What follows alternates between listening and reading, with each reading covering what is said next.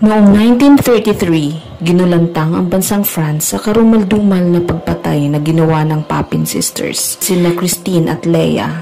Dalawang stay-in na kasambahay, sila ay namasukan sa Lancelin family. Ang kanilang pagtira kasama ang kanilang mga amo ay unti-unting nasira. Noong buwan ng Pebrero taong 1933, nagsimula lamang sa isang maliit na komprontasyon ay nauwi sa isang kahindik-hindik na krimen.